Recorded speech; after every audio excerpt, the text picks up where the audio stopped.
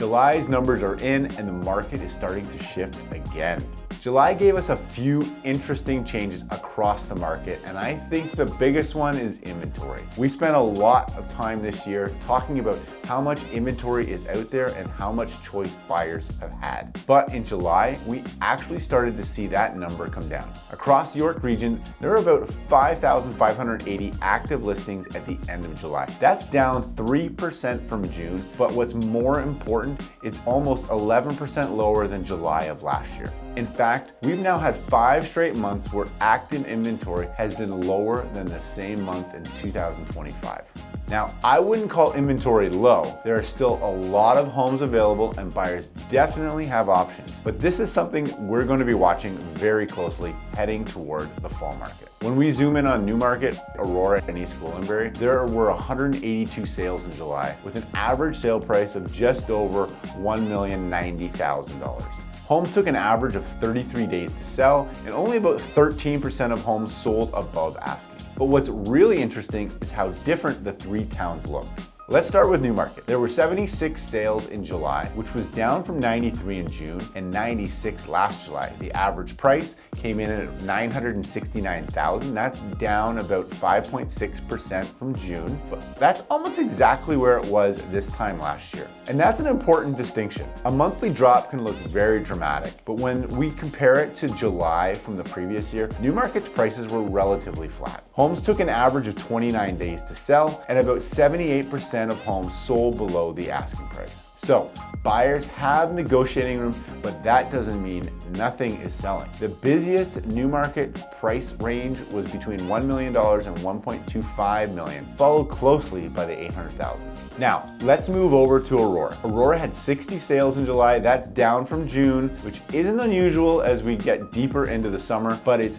actually up more than 22% compared to the July of last year. The average price was about $1.28 million and a median price of $1.215 million. Interestingly, the average price was down year over year while the median price was up, which tells us a mix of homes selling is having a big impact on those headline numbers.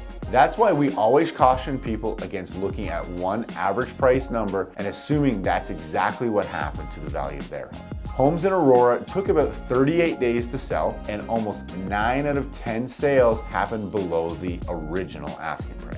And then we have East Gwillimbury, which had probably the strongest activity story of the 3. There were 46 sales in July, up 15% from June and more than 21% from July of last year. But even with more homes selling, prices were softer. The average price was about $1,043,000, down 3% month over month and 6.3% year over year. Homes were taking about 35 days to sell, and roughly 78% of homes sold below asking. So East Gwillimbury is a really good example of why sales activity and price movement aren't always the same thing. More homes changed hands, but buyers were still very price conscious.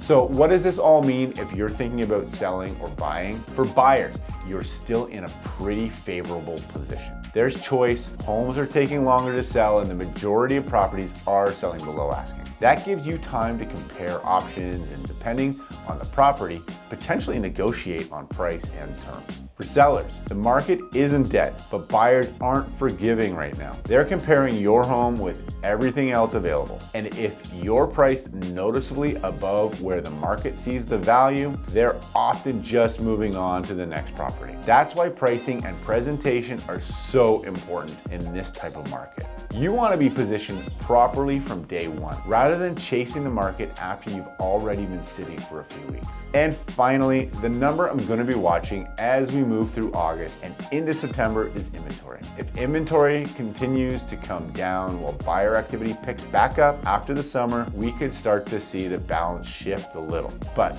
if new listings jump again heading into the fall, buyers could continue to hold the advantage. Either way, this isn't one market moving in one direction. Newmarket, Aurora, and East Gwillimbury are all behaving differently. And even within those towns, your neighborhood and price point can tell a completely different story.